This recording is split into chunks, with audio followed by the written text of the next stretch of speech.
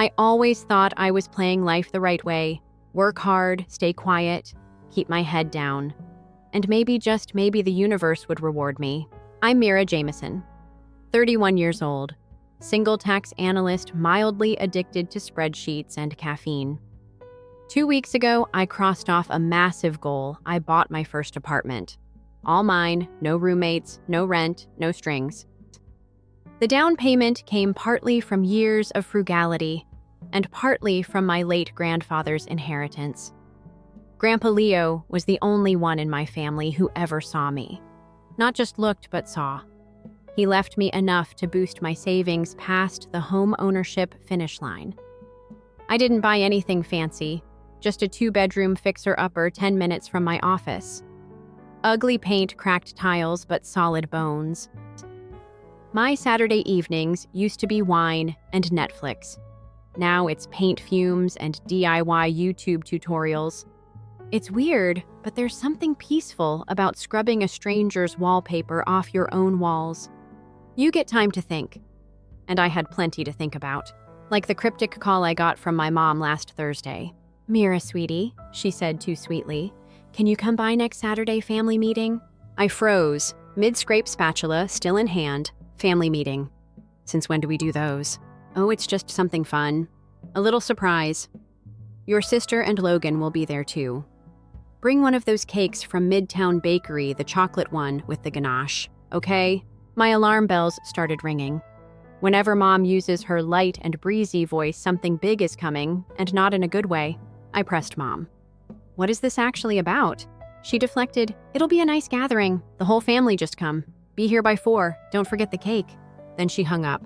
I stared at my phone like it owed me answers. Whatever it was, I had a bad feeling. See, my younger sister Callie, she's 28 and still floats through life like a Pinterest board. Blonde, charming, always dating some guy with a trust fund or a startup. Logan is her latest. They've been together 3 years, living in a trendy rental downtown with floor-to-ceiling windows and a rent price I don't want to know. Callie and I. We're not exactly oil and water, but we're more like vodka and spreadsheets. I was the academic, the planner, You wouldn't understand, Mira, sister. My wins never made headlines in our house when I got my CPA license. Nice job, honey. When Callie got featured on a bridal fashion blog for modeling a dress for fun, our little star. Let's not even talk about birthdays. I got secondhand books and a family dinner. She got a surprise trip to Cabo. I thought I'd made peace with all that. But last Saturday cracked something open. The morning of the family meeting, I painted my hallway a calming sage green, showered off the primer dust, and headed to my parents' house with a $40 ganache cake sweating in a pink box beside me. As I pulled into their driveway, deja vu hit. Same colonial-style home I grew up in, same ivy on the mailbox. Same feeling of walking into a space that was mine once, but never really. Inside, it was already crowded. I spotted Aunt Jo's floral handbag by the stairs and my cousin Troy's muddy boots by the door. This wasn't just a surprise family meeting, this was an event. My mom intercepted me at the entrance. "There's our homeowner," she chirped, grabbing the cake like it was the MVP of the evening. "Perfect timing, we're just sitting down." Callie was on the couch, glowing like an Instagram filter. Logan's hand rested on her thigh. They whispered something and giggled. I gave a tight smile and walked past them into the dining room, which, red flag alert, was decked out with Mom's Thanksgiving-only china set. Something was up. I took a seat next to my cousin Eli, who leaned over and whispered, "Any idea what this is?" "No clue," I muttered, "but it feels big." We passed around dishes like everything was normal. Roast chicken, scalloped potatoes, glazed carrots. But it wasn't normal. Not even close. After dessert was placed, my cake untouched. Mom stood up, she tapped her wine glass with a spoon, the universal sign for prepare for drama. "Everyone," she said, eyes scanning the table. "We're so glad you're here. We have news. Big news." She turned toward Callie with a tearful smile. "Our Callie is expecting." The room exploded in cheers. My fork froze mid-bite. Callie beamed. Logan pulled her close. "And," Mom continued, "they're getting engaged." More clapping, more smiles. I even smiled myself. I mean, sure, Callie always gets the spotlight, but this. A baby and a proposal? That's good news. I was genuinely happy for her, until Mom kept talking. But that's not all. She said, voice pitching just a little too high. She turned to me. My stomach dropped. As you all know, Mira just bought a lovely apartment, she said. 2 bedrooms, great location, fully paid off. Where was this going?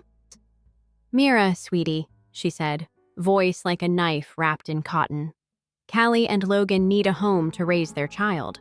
A stable space, not some expensive rental downtown. I blinked, okay. She smiled wider. We were thinking maybe it's time you shared your success, passed the torch. You don't really need all that space. Maybe you could gift them the apartment. Silence fell. Gift them. My apartment. I stared at her, waiting for the punchline. It never came. Callie looked down at her lap. Logan nodded solemnly, as if this were all so reasonable. I choked out a laugh. You're serious. Dad cleared his throat. It's a generous idea, Mira. You're doing well. It's time to support your family. Support my what?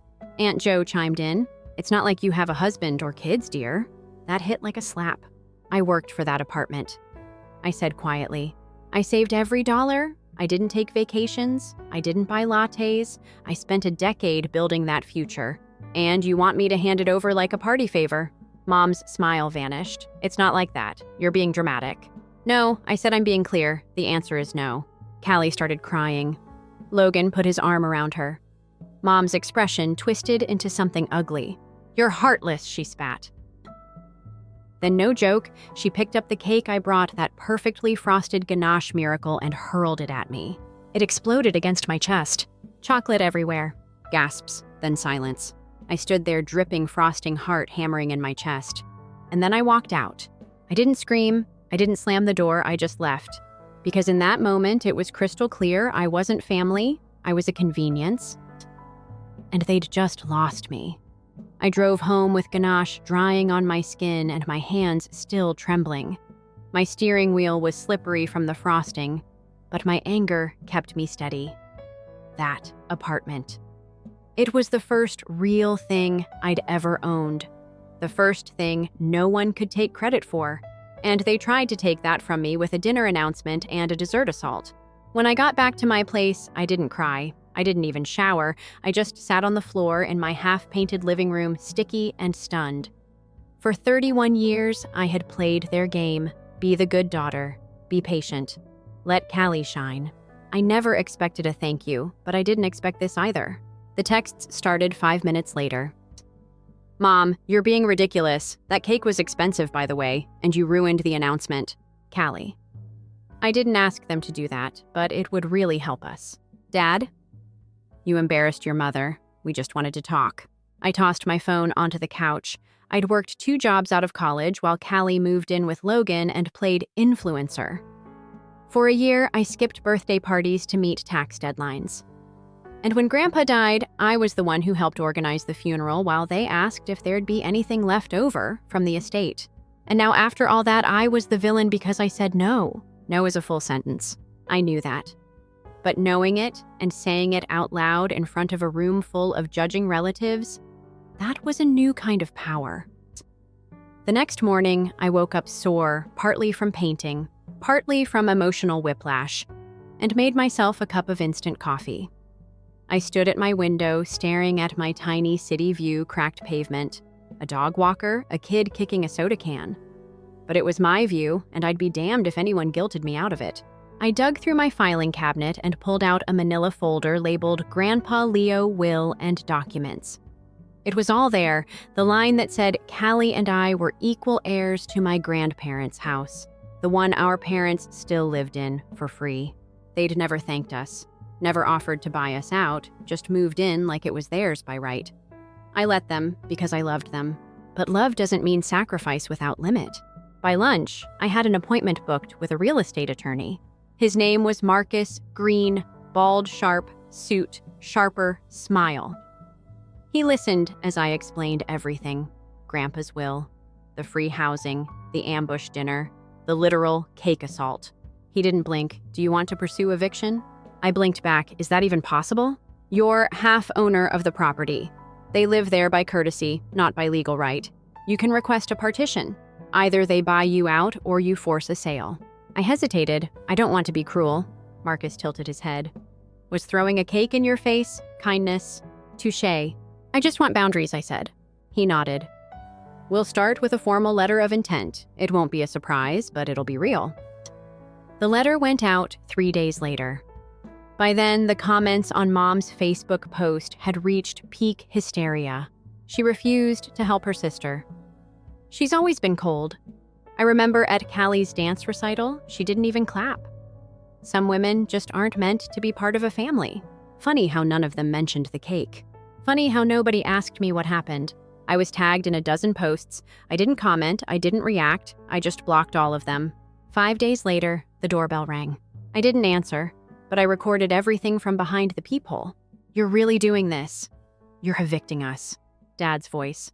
You've gone completely insane, Mom shouted. Callie sobbed, you're kicking us out while I'm pregnant. Logan, of course, chimed in. This is disgusting. You're jealous because no one wants you. Oh, he went there. I didn't reply. I didn't need to. The recording caught it all.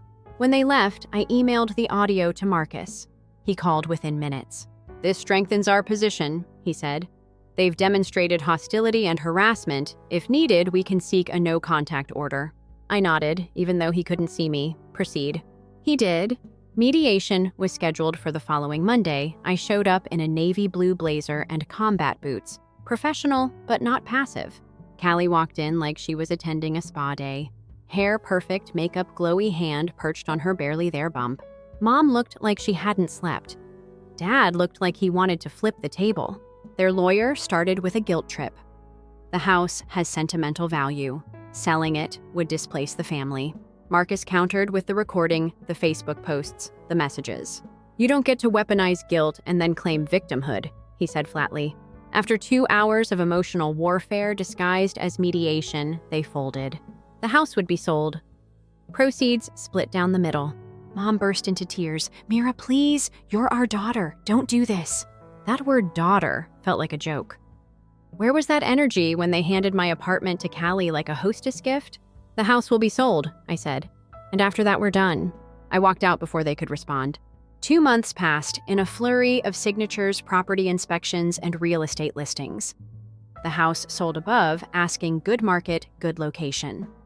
After costs, Callie and I each got just over $170,000. I never spoke to them again. All communication went through Marcus. Eventually, he told me Callie used her share to buy a new place with my parents moving in. Of course, Logan co-signed. They called it a fresh start. I called it poetic.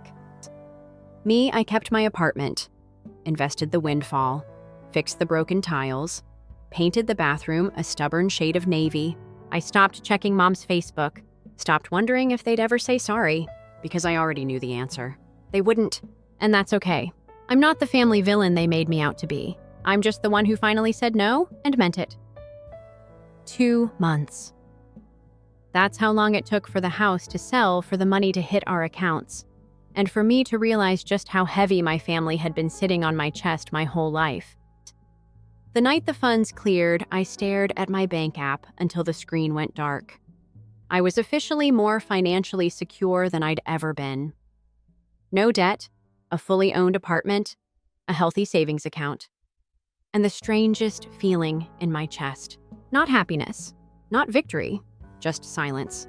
No calls, no emails, no maybe we were wrong, just the echo of people who'd once expected me to burn myself out to keep them warm, and my apartment was finally starting to feel like home. The kitchen was done subway tiles, new cabinets, soft, close drawers that felt fancier than they should.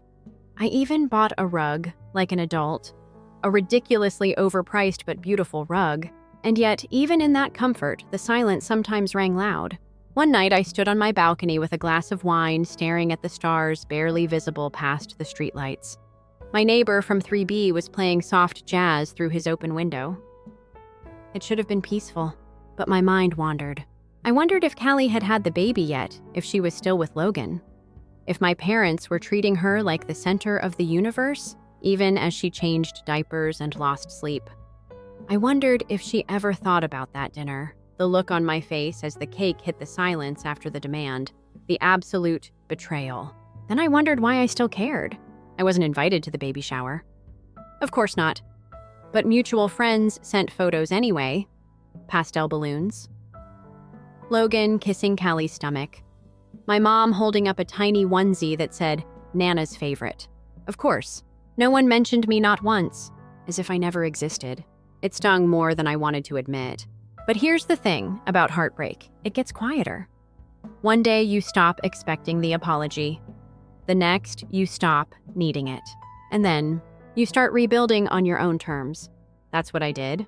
I took part of my share and invested it stocks, bonds, a little bit of real estate crowdfunding. I met with a financial advisor who said, You're smart. You made good choices. You're going to be fine. Fine felt like an understatement. I wasn't just going to be fine, I was going to be free. I gave myself permission to live a little. Bought fresh flowers for the kitchen. Took a weekend trip by myself for the first time in years. No guilt, no family calls, cutting into the peace. One morning I found an email from an old college friend, Danny. We hadn't talked in a while, but she'd heard about the drama. Her subject line made me laugh.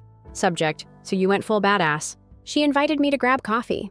We met at a cozy corner cafe with plants on every table and exactly the kind of overpriced croissants I used to skip. She hugged me like we hadn't missed a beat. You look lighter, she said, sipping her latte. Like you dropped 50 pounds of family expectations. I snorted. Try 100. I told her everything from the chocolate cake to the mediation to the sound of silence that followed. She listened.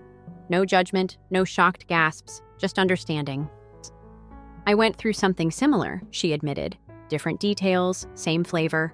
Sometimes the only way out is the hard way. It was the first time I felt truly seen since this all began. You're not cruel, she said. You just stopped playing martyr, and people don't like when the scapegoat walks away. That sentence hit like truth wrapped in velvet. The following week, a package showed up at my door. No note, no sender. Inside was a framed photo of Callie and the baby. The frame was engraved with Welcome Baby Luke. I stared at it for a full minute. Not rage, not grief, just a sharp hollow ache. They wanted to remind me what I was missing, or maybe they wanted to prove they were fine without me. Either way, it didn't matter. I wrapped the photo in newspaper and put it in a box in the closet. Maybe someday I'd look at it again, but not today. Instead, I grabbed my toolkit and hung shelves in the nursery. Turned office it used to be, painted soft yellow. Just in case you ever need space for a baby, Mom had said once. Now, slate blue walls, a sleek desk, and a bookshelf filled with fiction and finance guides. My world, my rules. I posted a photo of the finished space to Instagram, my caption. From storage closet to sanctuary, I don't need more space, I need more peace. The likes rolled in, friends commented. One said, girl, this energy is everything. And it was.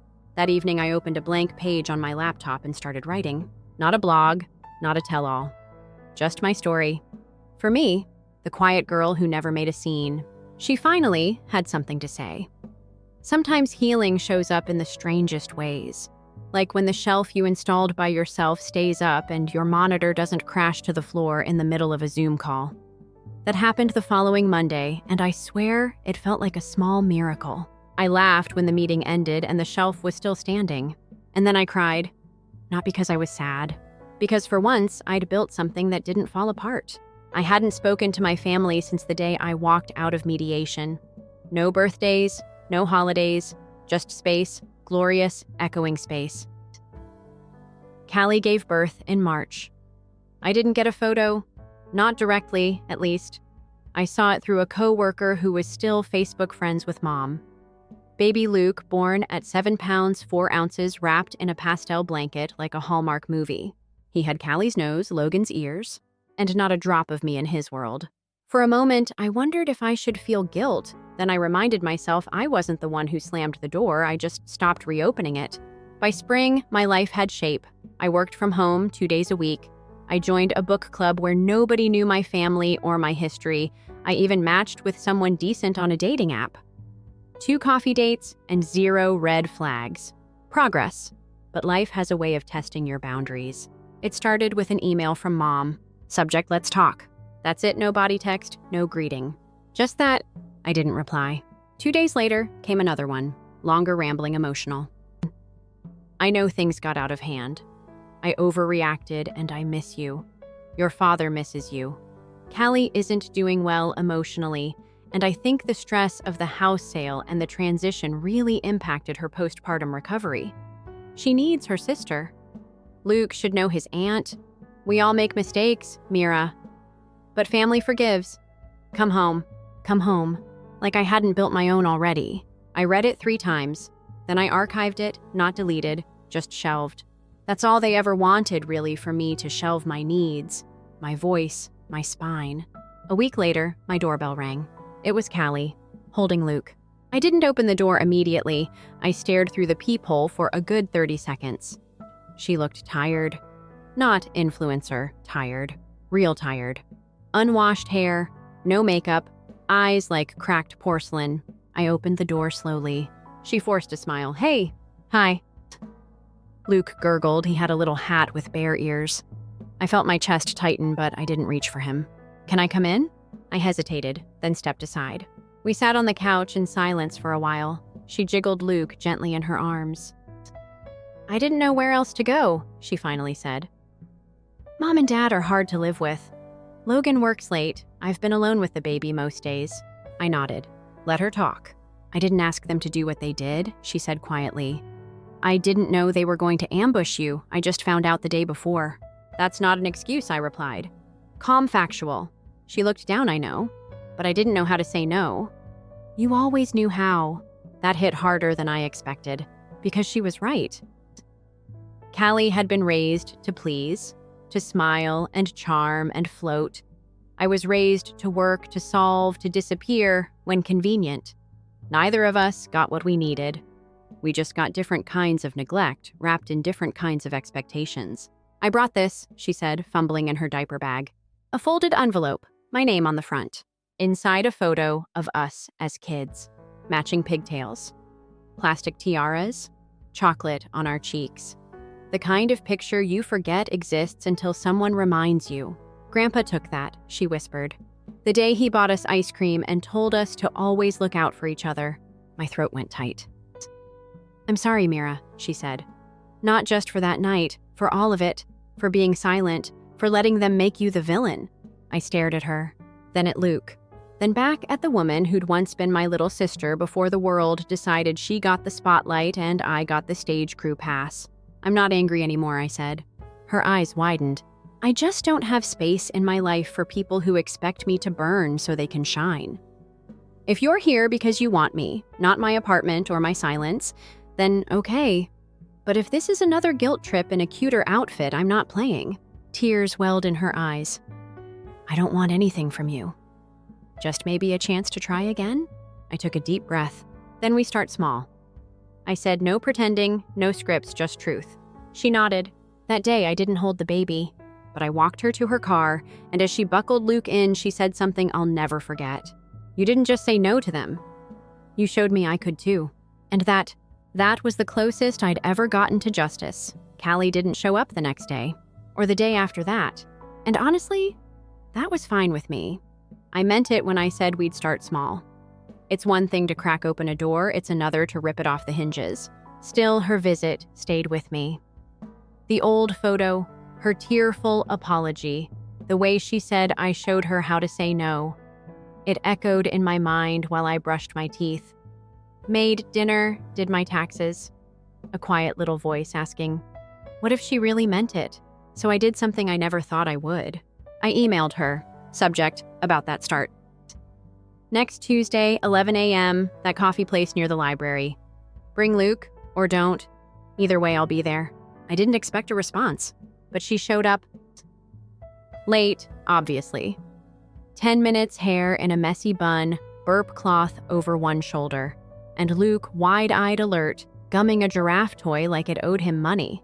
You came, she said a little breathless. You got the day right? I replied, sipping my coffee.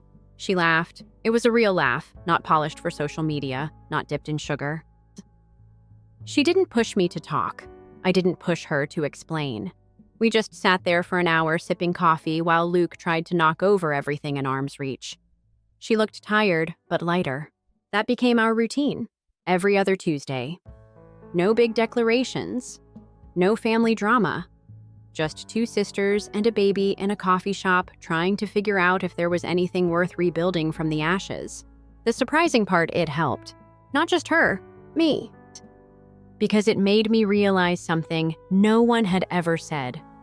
Out loud, boundaries weren't walls. They were filters.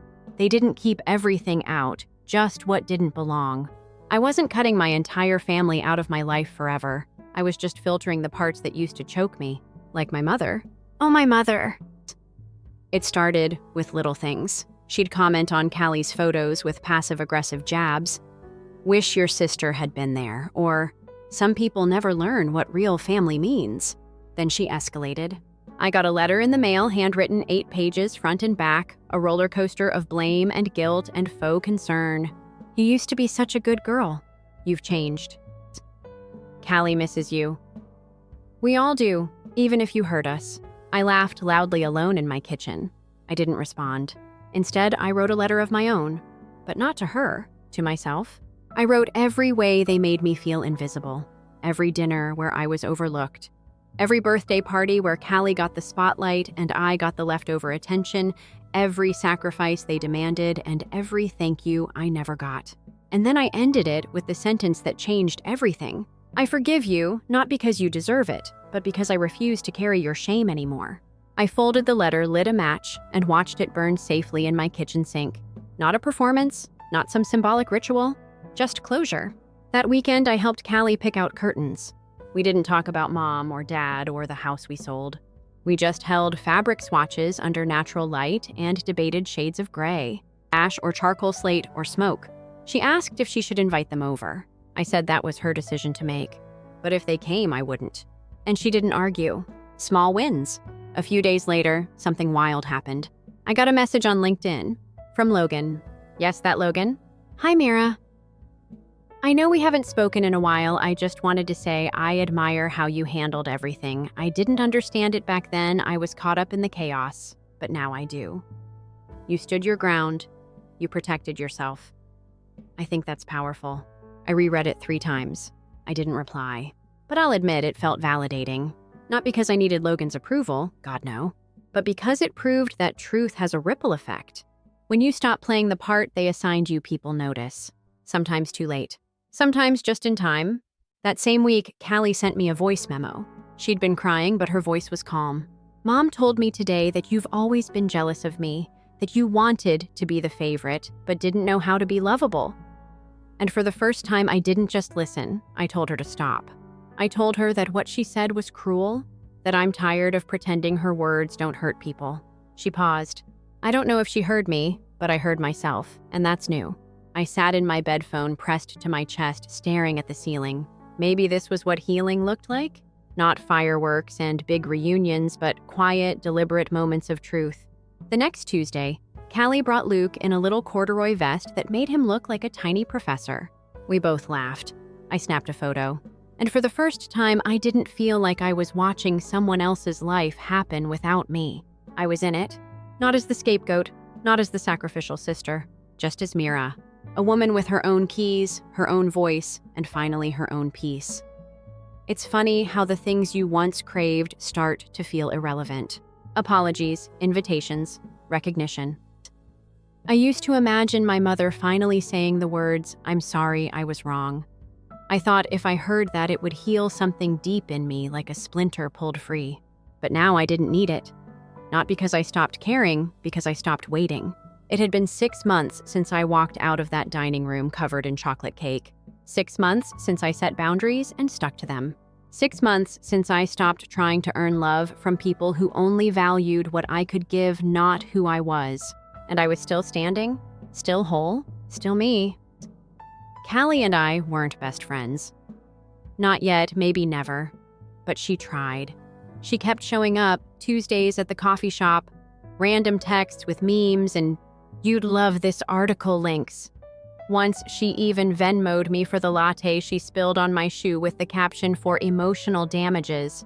I forgave her long before I trusted her again, but trust, like muscle, rebuilds with use. She never asked me to come back to the family. She never asked me to speak to Mom. And that meant more than any grand gesture ever could. As for Mom, I heard through mutual relatives that she was devastated, that she'd been telling everyone I cut them off over a misunderstanding, that she still hoped one day Mira would come to her senses. I let her tell that story. She needed a version where she was the wounded matriarch and I was the bitter child. Fine, let her have it. I had no interest in correcting the record because I wasn't living my life for their narrative anymore. I was writing my own. That fall, I got a promotion. Senior consultant, higher pay, more freedom. I celebrated by buying a new couch, the kind that felt like a hug and looked like a Pinterest board. Deep green velvet, brass legs. The kind of thing I used to scroll past online whispering someday. Someday had arrived, and it wore sweatpants. The first night I sat on it, glass of wine and hand legs tucked under me, I felt safe. That night I called Grandpa Leo's old voicemail. Yes, I still had it saved, don't judge me. It was just 5 seconds. Hey there, kiddo, leave a message. I didn't say anything, just listened. Then ended the call and sat in silence. He would have been proud. Not for the legal stuff, not for the apartment. For the boundary. For the way I said no and didn't back down. For the way I stopped setting myself on fire to keep everyone else warm. Winter came fast, the holidays loomed. That first year I didn't go home. Didn't even send a card. I thought it would feel lonely, but it didn't. I lit candles, made pasta, invited Danny and 2 coworkers over for a Friendsgiving. We wore pajamas and made cocktails with stupid names like Emotional Support Sangria. Callie texted a photo of Luke in a tiny elf hat. No pressure, no guilt, just thought you'd like this. I did. I even printed it and pinned it to my fridge. Not for nostalgia, not for forgiveness, but because I wanted to. Because now everything in my life had to pass through one filter. Does this bring me peace or pull me backward? Most things didn't pass, but the ones that did stayed. One afternoon in December, I ran into Aunt Jo at the grocery store. She stood by the frozen peas, awkward and wide-eyed. Mira, she said, like I might run. I didn't. She cleared her throat. We miss you. I smiled. Thanks for saying that. She glanced down at her cart. Your mom, she's struggling. I nodded. That tends to happen when accountability enters the chat. Her eyes flicked up. I shrugged. I'm not angry. I just don't accept crumbs anymore. She didn't argue, just nodded. Well, if you ever want to talk. I did want to talk, just not with her. Not there. Not yet. After she walked away, I grabbed my own bag of frozen peas and moved on. Later that week, Callie invited me to Luke's first birthday. She phrased it carefully. There's no pressure. It'll be small. You can say no, but you're welcome. I said yes. Not for them. For me, to prove I could walk into that house, smile at my nephew, and leave without pieces of myself crumbling. And I did. The party was awkward at first. Some relatives stared. Whispers hovered in the corners. But I didn't engage. I held Luke. He drooled on my shirt, and I laughed. Mom was there, of course. She didn't say much, just watched me from across the room holding a glass of wine like it might shatter. We didn't speak. She didn't apologize, but she didn't throw anything either, so I counted that as growth. Before I left, I found Callie in the kitchen. Thanks for coming, she said, genuine. I'm proud of you, I replied. You're showing up for him, that's what matters. She looked like she might cry again, but she didn't. I drove home in silence. No music, no overthinking. Just the steady hum of tires and the sound of my own breathing. When I got back, I took off my shoes, put the leftover cupcake in the fridge, and curled up on my green velvet couch. Outside, the city lights blinked like little promises. Inside, my apartment was warm, still whole. I didn't win.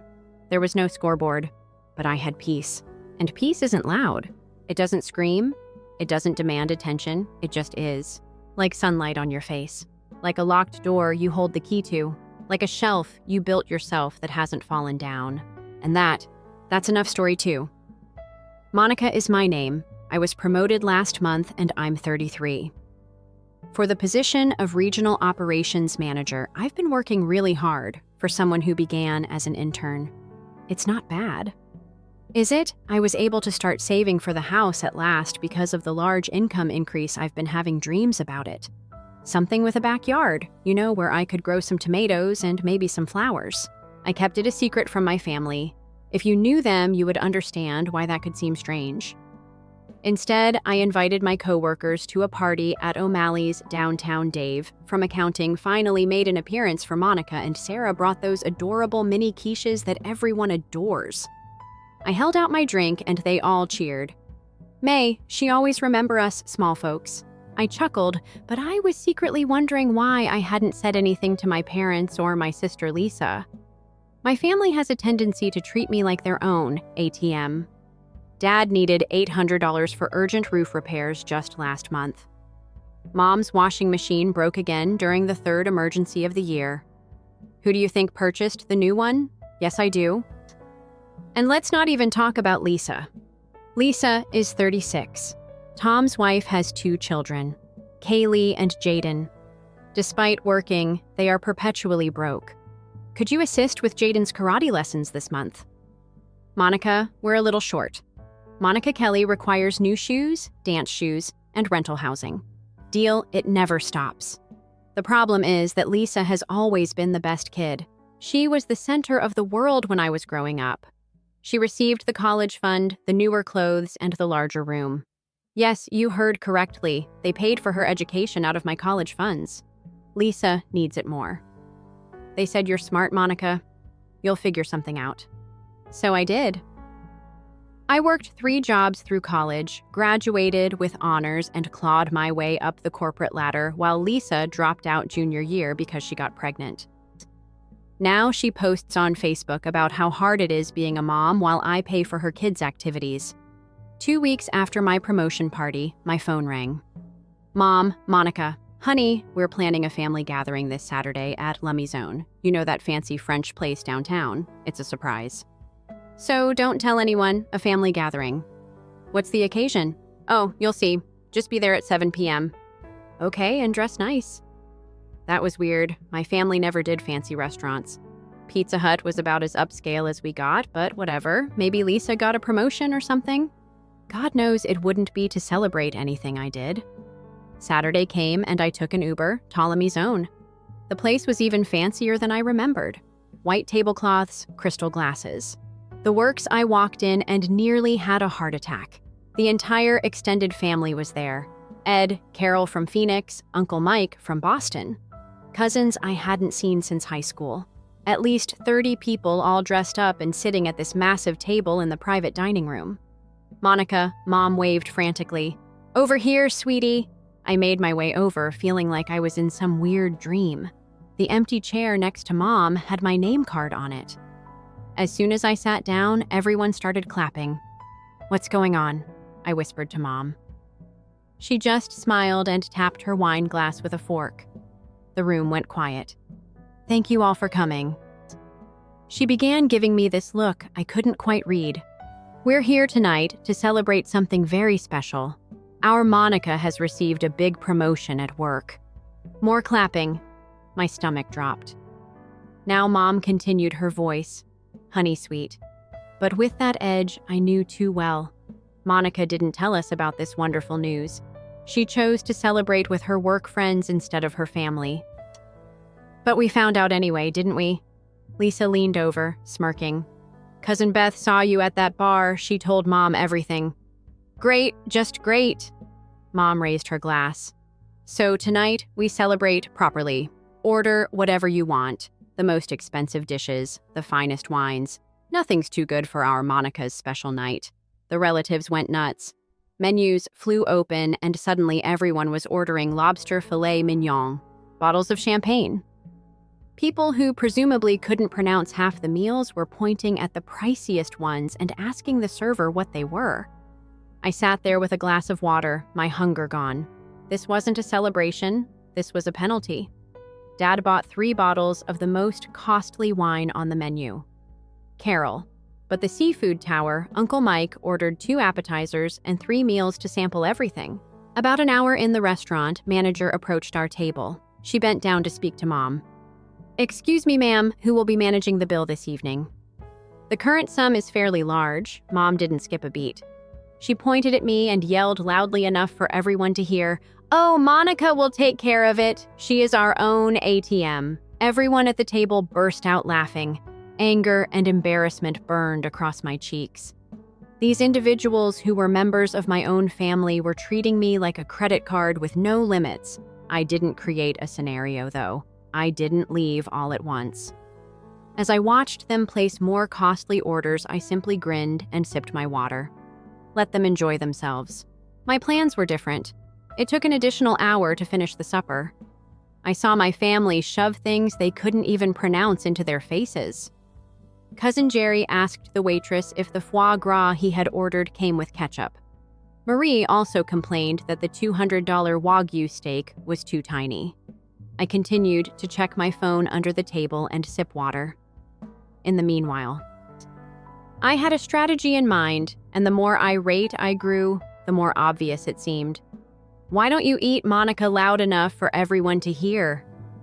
Mom asked. "Place an order. Be confident while handling your own finances." More giggling, I made an effort to grin. "I can handle water well. Regards," Lisa said. "Oh, come on. Have a little fun. Now you're able to afford it." Tom, her husband, agreed enthusiastically. "Yes, Monica. Thank you for taking care of us all. This is ideal because the kids have been discussing purchasing new iPads." It nearly made me chuckle. They were already figuring out how to spend more of my money, of course. The waiter finally showed up with the check around 9:30. He gave it to Mom, who pretended to look at it. Well, she said. $299.87.43 is the total.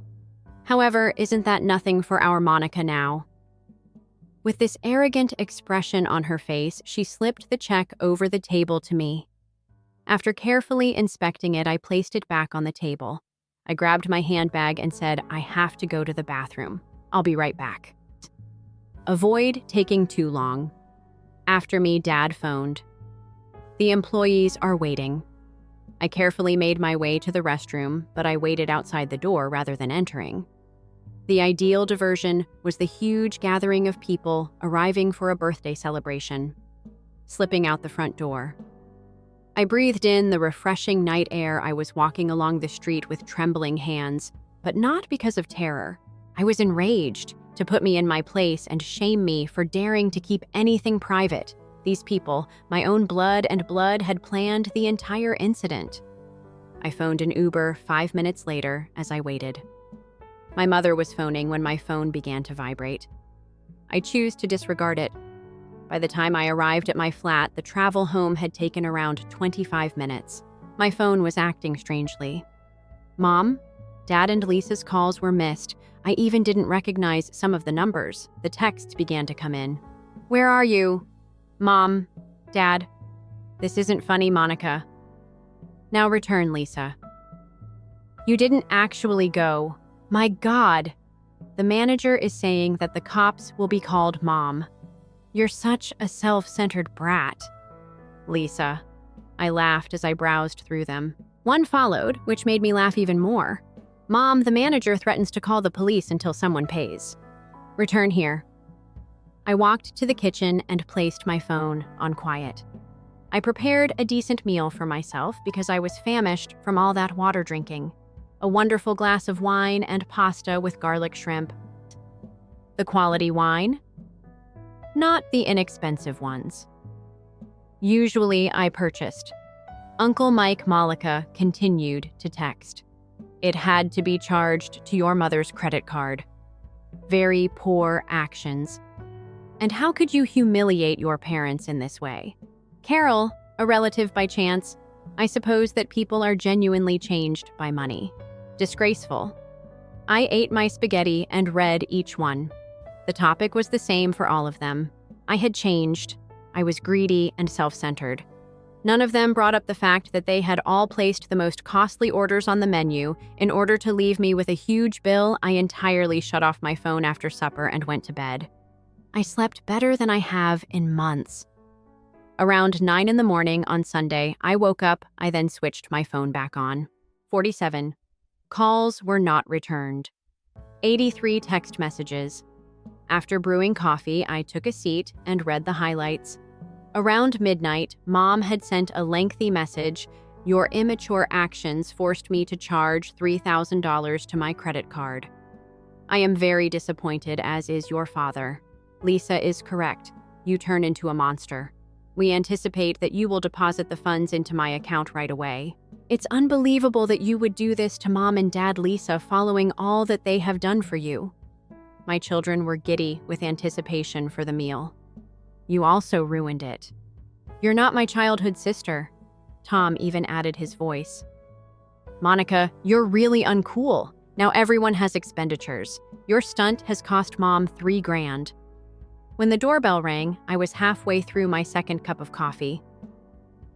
Then the beating started. Monica, get out. We are aware that you are inside the voice of Dad. Fantastic. I looked at the individuals. Lisa. Mom and Dad all have angry expressions. I inhaled deeply before opening the door. It was like a SWAT squad charging in. Dad began shouting about family values and respect as Mom pushed the restaurant receipt in my face. Lisa simply stood there and shook her head as if I had killed her. You owe me $987.43 and $2,000. Transfer it now, Mom yelled. I burst out laughing. I was unable to resist. All of them paused and gazed at me. Why is it so funny Dad insisted on this? I pointed to each one as I said the entire thing. I didn't inform you about my promotion, so you arranged up the supper as a punishment. You invited 30 guests, said in public that I was your personal ATM and instructed them to order everything they want. You're upset with me now because I didn't comply. Mom's cheeks flushed. You know, we were having a party. I was learning a lesson from you. Congratulations, then I discovered it. I will not give another nickel to any of you from now on. I will no longer be your ATM. Do you wish to belittle me? All right. Pay for your own lighting. The quiet was lovely. They simply looked at me as though I had grown a second head. That is not possible. At last, Lisa stumbled. I have costs for my children. Next, the budget. Get a second job, please. Give up purchasing nonsense. You're not in need. I don't give a damn. I am no longer concerned about your financial issues. Mom gave a passionate squeeze to her chest following everything that we have done for you. What precisely give my college fund to Lisa? While she partied, make me work 3 jobs to pay for education. Consider me a walking cash cow during the previous decade. Yes, I appreciate all of that. You're acting absurdly. Dad said, family is helpful. Family, really. How recently have any of you assisted me? While I worked 16-hour days to pay for my education, when I needed a place to stay in between residences. Where were you? Have any of you made an offer? No, but as soon as I began earning a respectable living, we were family once more. I approached and held open the door. Everyone, go out. Think of it as a $3,000 lesson in discipline. Perhaps the next time you try to publicly embarrass someone who has been supporting you, you'll reconsider. Too startled to dispute more, they departed. However, I knew this was not the end. By no means. It was comparatively peaceful for 2 days. Then the text began anew. Mom, Monica, we must speak. This has gotten out of hand. The children want to know why App Monica despises us, Lisa. Do you want it that way? Your mother's credit card bill is coming up, Dad. Be sensible. The last time we spoke, I solely responded to Mom. The price was $3,000. I'll move on. Lisa attempted something unusual on Wednesday morning. Some individuals lose sight of their origins, she said on Facebook. Karma never forgets, but money transforms individuals. My family is in my prayers at this trying time. All of our common acquaintances understood precisely who she was referring to, even though she didn't identify me. My phone began ringing with messages from folks I hadn't spoken to in a long time. Monica, hello? Post says, is everything all right? What's the tea, girl? Lisa is being very evasive. I just wanted to say hello. Family matters may be difficult. I paid them all. No attention. Let Lisa act like the victim. I needed to get some work done, and Thursday afternoon is a house to preserve Janet, my cousin called. Despite attending the event, she didn't say anything. Please don't hang up, Monica. I simply wanted to let you know that I understand. They made a mess of what they did. That caught me off guard. Do you? Yes. That evening, I merely ordered a salad. The whole incident made me feel strange. How your mother made the announcement as though you were a cash register, it was incorrect. Then why did you remain silent? She let out a sigh. Your mother is like that, you know. Patricia is never crossed. You're right, Mom had a knack for getting everyone to line up. In any case, Janet went on, I just wanted you to know that the family is pretty agitated, but not everyone thinks you're the bad guy here. Your mother has been playing the victim by phoning everyone. She has, of course. Additionally, Lisa is giving the impression that you are punishing Jaden and Kaylee by informing others that you are cutting off the children. I gave a snort. Both of the children's parents work. They will be all right. I looked at Facebook once more after we hung up. Last class today, Lisa captioned a picture of Jaden wearing his karate gear. When family disappoints you, certain dreams must come to an end. It was almost remarkable how well it was manipulated. I continued browsing after taking a snapshot of it for my records. A fresh round of texts arrived on Friday. My attitude and lack of family values suddenly caused relatives I hardly knew to worry. Someone who purchased the Wagyu steak gave Emery a lengthy text message stating that wealth isn't just about money. I had blocked around 15 numbers by Saturday. Then Dad Monica sent an email. Your actions have caused much pain to both your mother and me. This is not how we brought you up. Lisa finds it difficult to explain to the kids why they are and were abandoned. Kaylee is unable to go to dance camp this summer, and Jaden has to give up karate. Do you truly want this? As long as you apologize and start assisting the family again, we'll overlook your restaurant stunt. In 2 weeks, your mother's credit card statement is due. Do the right thing. Please, Dad. Love. I started writing a reply, then stopped. I could publish something different instead. I have all of your voicemails, emails, and texts from the last week stored. Dad, I'll be getting in touch with a lawyer for a cease and desist order if the harassment persists. I will not be answering any more financial communications. This is my last correspondence about this issue. I block Lisa's and Monica's email accounts after keeping their mothers. The weeks that followed were odd. They were peaceful, yet stressful. I kept waiting for them to return to my house, but they never did. Perhaps they were preparing something else, or perhaps the lawyer's threat was effective. My escape was work. My team was doing fantastically, and my new role kept me occupied. We secured 3 significant clients, and my supervisor hinted at the possibility of another promotion. Additional funds for the housing fund. I began perusing real estate listings. About an hour outside of the city was a charming craftsman-style property. It has a large backyard, 3 bedrooms, and even a greenhouse. Perfect for garden enthusiasts, the description stated. I put it on my bookmarks.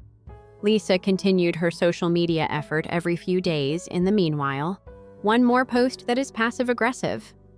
The hardest lesson is to teach children that family isn't trustworthy when individuals reveal their true selves to you.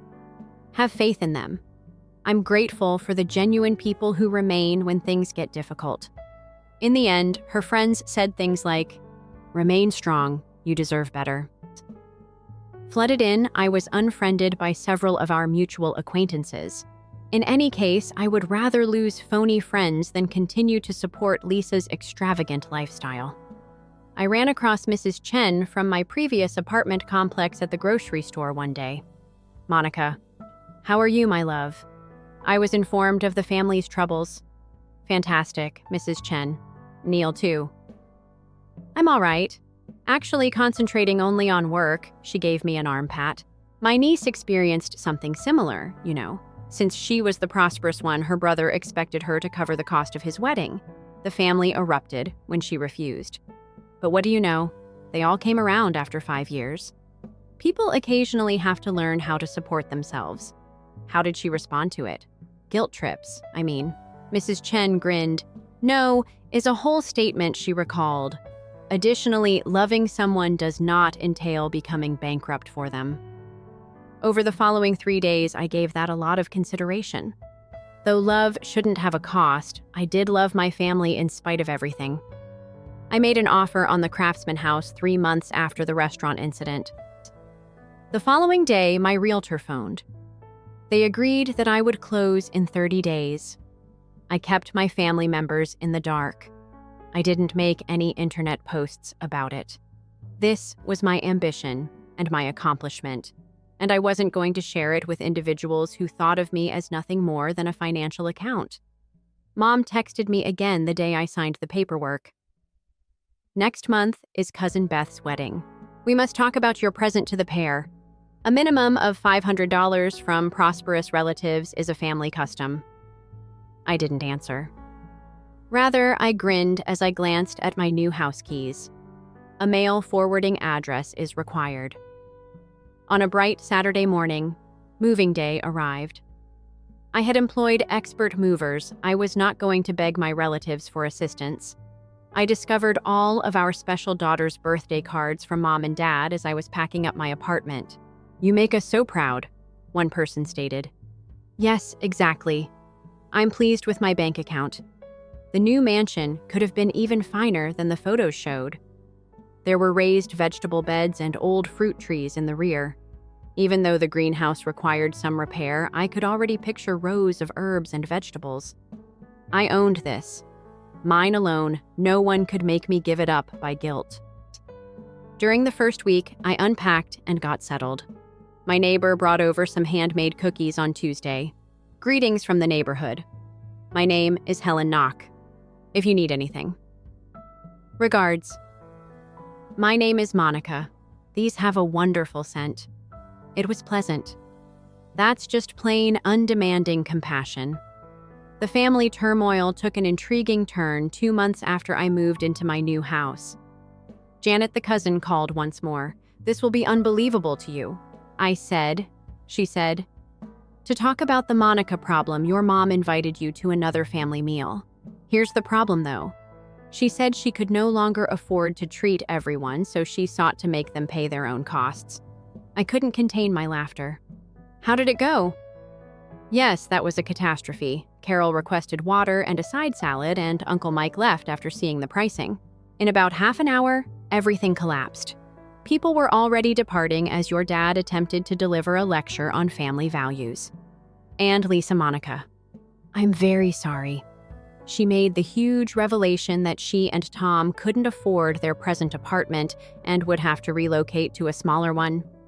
Well done. They could learn how to make a budget. In fact, she made an effort to distribute a contribution jar for their moving costs. No one contributed anything. Janet shared this wonderful rumor when I was printing my roses. The garden was progressing well. In the greenhouse, the tomatoes were already in bloom when I planted the herbs last week, Janet went on. "Oh, and the best part, tell Monica we forgive her," your mother stated when she requested me to speak with you about rejoining the family. "I mean, they pardoned me." I suggested that she perhaps apologize to you first. When we were done speaking, she hung up on me. I sat on my back patio and brewed myself some tea with fresh mint from my garden. It was a nice life. I had a wonderful job, a lovely home, and no financial burden from providing for ungrateful family members. A few weeks later, I ran into Amy, a buddy from high school, in the grocery store, Monica.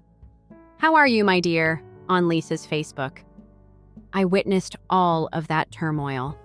"Amy, hello. Yes, it has been fascinating. I've been waiting for you to confront them for years, girl. Do you recall being forced to see Lisa's children during your own award ceremony in high school?" "Don't remind me.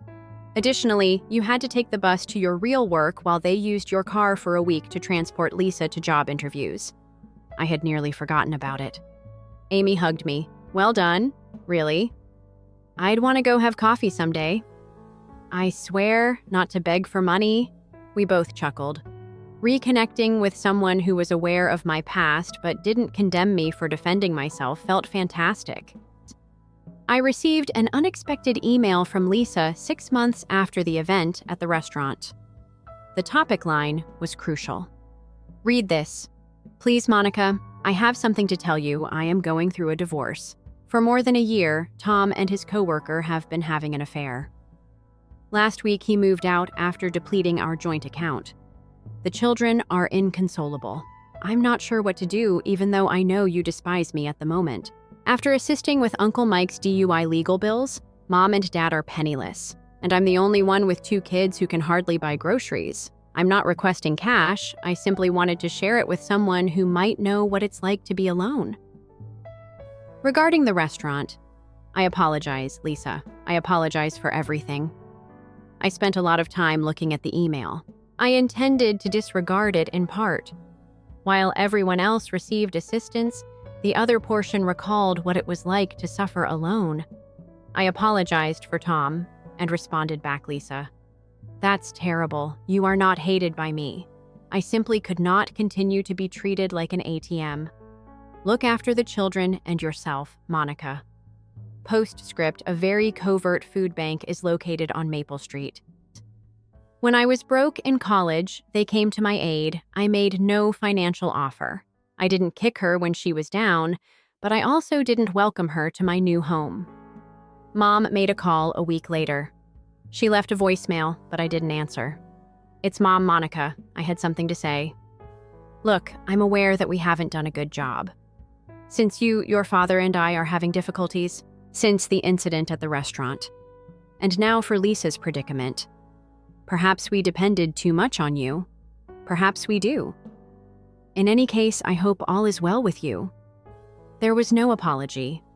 It was the closest she had ever come to taking responsibility. But not really. I didn't return the call, but I did keep the message. Rebuilding some bridges takes time if they are ever rebuilt. I shared one picture on social media a year after purchasing my home. My garden alone in full bloom. Suggestions for the mill address and mill house photos. Only veggies and flowers. Amy said, "Your garden is beautiful." It was written by Janet, living your life to the fullest. I was shocked when Lisa said beautiful. On our balcony, the children and I planted a little herb garden. We were inspired by you. Although I appreciated her comment, I didn't respond little steps. Right now, I'm content. That second promotion has paid off my house sooner than I anticipated. I have enough vegetables from my garden to share with my neighbors. Every Sunday, Helen teaches me how to bake her cookie recipe while we drink coffee. My family comes to mind occasionally. Janet gives me tidbits of news. Dad started working part-time. Mom is using Facebook Marketplace to sell goods. As I had always desired, Lisa is working 2 jobs and managing to survive without me. We may never be a true family again, but I'm not sure. Perhaps we never were. However, I am aware that in the long term, establishing boundaries helped me maintain my financial stability, my sanity, and maybe even my connection with them. They needed to realize that I was more than just a piggy bank. Healing takes time, according to my therapist. She is correct. But I know I made the correct decision every morning as I go through my garden. I no longer use the ATM. My name is Monica, owner of a home, a gardener, regional head. Yes, I received another promotion. And lastly, my own individual story. I traced my finger over the red circled date as I gazed at the calendar on my kitchen wall. The big 3-0 is in 2 months, 30 years old, a significant occasion that appeared to call for acknowledgement beyond a simple birthday cake and a few beers with pals. I'm Harper Wilson, and I haven't actually communicated with my family in more than a decade, at least not in any significant way. In my opinion, the obligatory happy birthday call or the rare holiday text message don't qualify as genuine communication from my homeland of Charleston, South Carolina. I currently reside in Seattle, which is about as far away as I could go without traveling outside of the continental United States. There was a reason for the gap.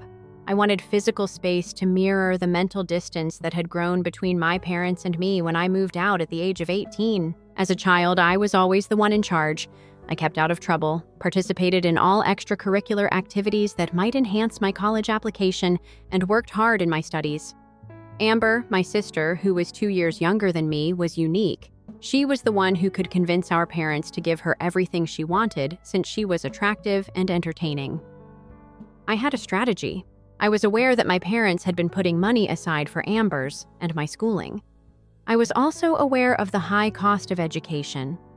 Despite receiving the entire scholarship, I was still committed to earning. When I received the letter from Westlake University awarding me a full academic scholarship, I knew that all of my hard work in high school had paid off. One of the best days of my life was the day I received that letter. I sprinted home, waving the package as I rushed through the front door. I understand, parents. Westlake is fully funded. In the kitchen were my parents. Dad was enjoying a drink at the table as Mom prepared dinner, assisting Amber with what appeared to be her arithmetic assignment. "That's fantastic, my dear." Without raising her gaze from the stove, Mom said, "I got a thumbs up from Dad." "Well done, Harper." Amber simply rolled her eyes and returned to her assignments. I was accustomed to it, even though it wasn't precisely the response I had hoped for. I brought up the topic of the educational fund that evening.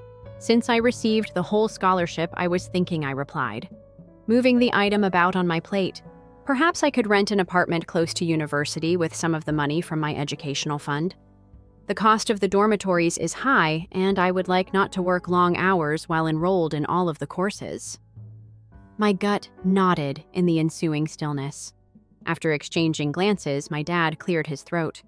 "Harper, your educational fund isn't really that full anymore," he added. I blinked. "What are you saying?" "Since the day I was born, you have been saving. For years, we have been spending that money. My mother stepped right in taking care of you, purchasing your clothing and feeding you. That was the purpose of the funds?" Beside me, Amber snickered. "For my 16th birthday last month, they used some of it to purchase a vehicle for me. I showed you the blue Honda, do you remember? It dawned on me then the funds had vanished, and not because my upbringing had cost it, as my parents asserted. They had used it for Amber and themselves. I wouldn't be attending college at all if I hadn't been awarded the scholarship. That night, I went up to my room and sobbed for hours. After that, I decided. Throughout the summer, I would work as much as I could at the neighborhood cafe, save every cent, and then depart without turning around. The months that followed were filled with working extra shifts, skipping social gatherings, and having quiet family meals.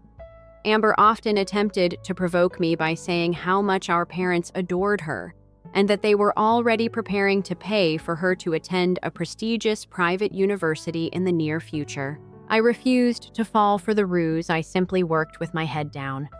My grandma was the only person to whom I properly bid farewell. Mom of my dad.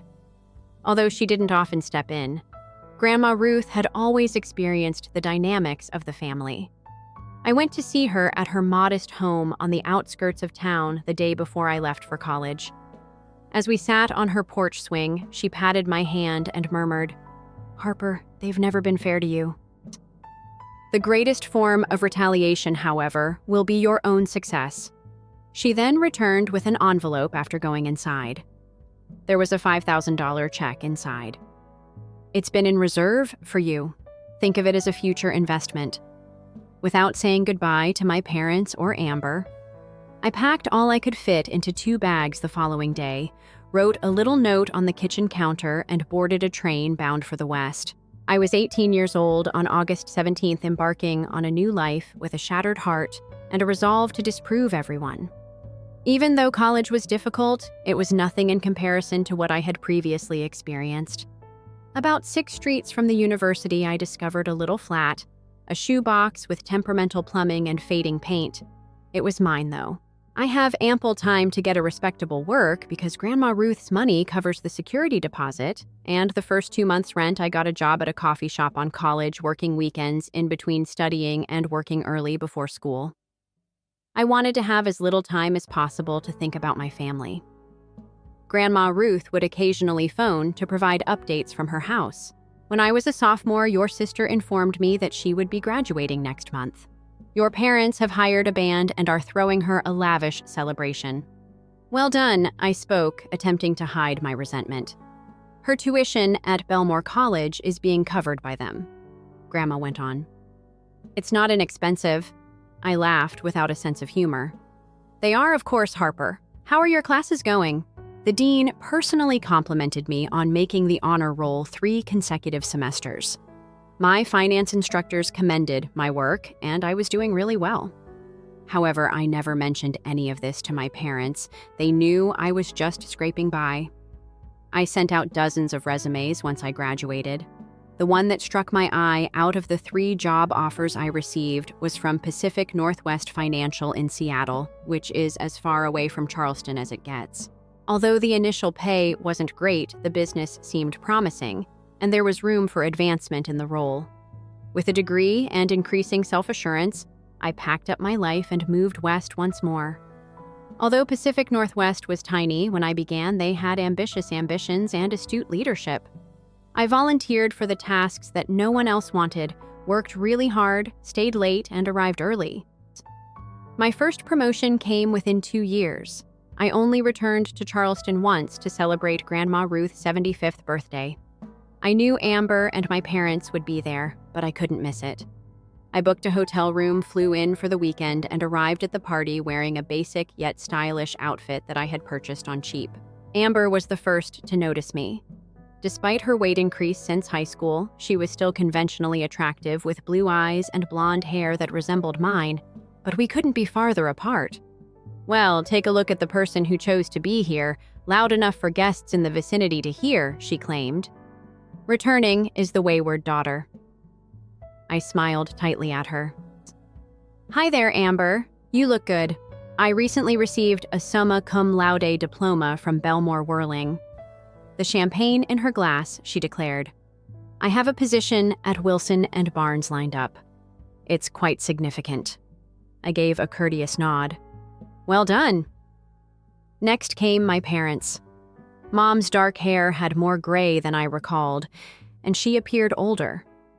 Dad's once athletic body has become softer in the center due to weight gain. Mom said, "Harper," without bending to give me a hug. "You succeeded." I said I wouldn't miss Grandma's birthday. Dad cleared his throat. "What have you been doing lately?" The CEO knew me by name and had personally complimented me on salvaging a significant client relationship about the bonus that had enabled me to move up to a nicer apartment with a view of Puget Sound. I could have also informed them about my recent promotion to senior financial analyst. "I'm just a manager," I said instead. "Nothing noteworthy." Amber gave a snort. I assumed so. I got a knowing glance from Grandma Ruth, who was walking by and heard me. The fact that at the age of 24, I was already earning more money than most individuals twice my age was only known to her that I wasn't nothing at all. After the long celebration, I departed early the next morning, glad to be getting back to my normal life in Seattle. After that, the years flew by and I kept moving up Pacific Northwest Financial's corporate ladder. I was the youngest department leader in the company's history at the age of 27 by the age of 29. Which is my present age, I had been elevated to the position of finance director, managing a staff of 30. Along with the company's exponential growth, my pay also increased. I purchased a stunning condo with floor-to-ceiling windows that looked out over the city skyline and Elliott Bay beyond, in one of Seattle's most sought-after districts. I went on opulent holidays to destinations I had only ever fantasized about as a child: Buenos Aires, Tokyo, and Paris. I didn't buy clothing because they were on sale. I did it because I loved them. With the exception of family, I had almost everything I could have ever dreamed. My 30th birthday was drawing near. I started to think more about Charleston and the strained bonds I had left behind. Was I clinging too long to past hurts? Had the wounds had enough time to heal? After a particularly great workday in which we finalized a contract for millions of dollars, I called my grandma and poured myself a glass of pricey Cabernet. I'm considering sending out birthday invitations to everyone. After we caught up to Seattle, I remarked. The line paused for a moment. Everyone, Dad, Mom, Amber. You naturally, the entire family. Well, she answered, I would love to come. I haven't seen you in much too long. I will purchase your ticket. I made the offer right away. First rate. You'll adore it. I took a deep breath and called my parents when I hung up with Grandma. It was the fourth ring before Mom answered. "Hi there." The sound of her voice was identical. "Hello, Mom. This is Harper." There was a moment of silence. "This is surprising, Harper." "Yes, I am aware of it." I twirled my glass of wine. "My 30th birthday is in a few months, which is why I'm phoning, and I'd want to ask you to join me in celebrating here in Seattle, Dad and Amber." Another lengthy silence. Seattle is a long way off. The cost of Harper flights is high. That would be her first worry, of course. It's too expensive, even though I've missed you and would want to see you. "I get it," I spoke in a steady tone. "I'm offering to cover your airfare and lodging costs because of this." "Well, Mom," she remarked in a suddenly happier tone, "I guess we could figure it out if you're willing to pay." I had anticipated that the key word would be money. With them, it was always, "Great," I said, attempting to seem excited. "Dad and Amber, I'll check into flights for you." "In fact, if you're paying anyhow," Mom cut in fast. "We could turn it into a true family reunion," I thought. "It has been years since your Uncle Bob and Aunt Cheryl last saw you. Additionally, all of your cousins have grown up. Everyone would be there, wouldn't they?" Halfway to my lips, I halted. I had not anticipated this. "How many individuals are we discussing?" Mom responded airily. "Oh, not many. Me and your dad alone, Uncle Bob, Aunt Diane, Uncle Mike, their daughter, Sophie, Amber, and Cheryl, and their children, Taylor and Jason. Only 10 individuals, that is 10 hotel rooms and 10 aircraft tickets. Although it would be expensive, I could afford it."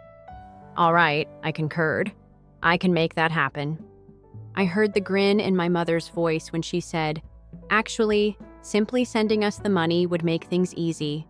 From here, we can organize everything. Everybody has such intricate routines." I should have stood my ground. You know?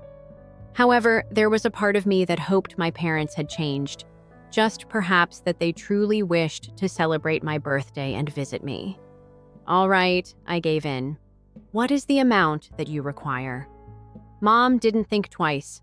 "It should be covered by $15,000, I almost choked. 10 airline tickets and lodging cost $15,000. Mom reminded me. "Additionally, some of us may have to hire automobiles. Additionally, you are aware of the high cost of last-minute reservations." I had it even if it was a ridiculous amount. And perhaps it would be worthwhile if it meant at last getting back in touch with my family. "Tomorrow, I'll make the money transfer," I said, taking a big drink of my wine. "Fantastic. Harper, we can't wait to see you." Too much time has passed. I hung up and looked at my phone for a while. Had I just made something really bad? I deposited $15,000 into my mother's account the following day. I then threw myself into getting ready for my birthday. I reserved a private room with a breathtaking view of Lake Union at campus, one of Seattle's most upscale dining establishments. I set up floral centerpieces for every table and ordered a custom cake from the best bakery in the city. My birthday was a week before Grandma Ruth arrived. We shared a long embrace when I first saw her at the airport. She said, "Look at you," while keeping me at arm's length. "You're radiant." I grinned. "Grandma, I'm content, incredibly joyful. Your home is stunning." When we got to my condo, she let out a gasp. It must be very expensive just for the view. The last stop on my tour was the guest bedroom where she would be staying. "I hope you'll be comfortable, but it's not much." She chuckled. "Not very much." "Harper, compared to my living room at home, this room is larger." We caught up and went sightseeing during the week. I showed her Pike Place Market, took her on a ferry to Bainbridge Island, and brought her to my office where my colleagues treated her like visiting royalty. 3 days before my birthday, I realized I hadn't heard anything about my family's arrival plans. I tried calling Mom, but there was no answer. I called Dad next, then Amber. Nothing. Growing worried, I sent a group text, "Hey, need to know your arrival details for Saturday. Restaurant is booked for 7 p.m. No response. I decided to call Aunt Cheryl directly. Maybe she had details. "Aunt Cheryl, it's Harper. I'm calling about your flight to Seattle." I wanted to make sure everything was arranged for Saturday. There was a long pause, flight to Seattle. What are you talking about? My stomach dropped for my birthday celebration. Mom said you and Uncle Bob and the kids were coming. Honey, this is the first I'm hearing about it. We don't have any plans to fly to Seattle. The phone nearly slipped from my fingers. Mom told me. She said everyone was coming. That's why I sent her $15,000 for the tickets and hotels. Oh, Harper. She let out a sigh. I'm very sorry. But none of us were invited or notified about any birthday party after hanging up. I sat in startled silence. Grandma Ruth discovered me there looking at nothing. What's wrong? She inquired, sitting next to me. I told her everything about the money, about my parents' lies, those bastards. She spat angry than I'd ever seen her. Using your olive branch to rob you blind. I sent my folks an SMS. I know you lied. There never was a plan for the family to come. Where's my money? Hours passed with no response. Finally, my phone pinged with a message from Amber. Having a fantastic time in Hawaii. Thank you, sis, for paying for the entire vacation. In any case, we wouldn't want to celebrate with a management who doesn't care. A picture of her parents on the beach was included, drinking cocktails while appearing content and tanned. Hawaii is where they are. Grandma Ruth looked at my phone and gasped. Using your funds. I should have been heartbroken. Rather, I felt a chilly rage. They believed I was still that impressionable 18-year-old. They may move about. They were unaware of my transformation as a manager who barely makes ends meet. I said, they think I'm a nobody. I went to my savings account in my banking app, opened it, and snapped a picture of the sum, $2,457,892.03. Without a word, years of bonuses, astute investments, and stock options had paid off handsomely. I emailed a little caption along with the screenshot to each of the three of them. So who is the loser in this situation? In an instant, my phone began to ring. Dad, Mom, and then Amber. I turned them all down. Now what? With a sparkle of pride in her eyes. Grandma Ruth inquired. Now, I muttered, turning off my phone as a barrage of texts began to arrive. I make sure they never enter that restaurant as we get ready for my birthday celebration. Over the course of the following several days, the messages continued to come in first, pleading, then demanding, and then appealing again. According to Mom's most recent SMS, we're shortening our trip to Hawaii. On Saturday, we'll be visiting your eatery. We are eager to rejoice with our daughter who has achieved achievement. Grandma Ruth simply shook her head when I showed her vultures. They come circling when they smell money. I picked up my phone to make many calls and said, they're not getting any closer. When the manager responded, I remarked, this is Harper Wilson. I have a Saturday night reservation private space. I must add something. 3 individuals who are not on the guest list may attempt to attend. Amber Wilson, Robert Wilson, and Jennifer Wilson. In any case, they should not be let entry. There was a moment's silence. I get it will make sure they are unable to enter the private space. Thank you, I said. I'm relieved, and just in case, please have security available. My 30th birthday finally arrives. Unusually for Seattle in March, it was sunny and clear.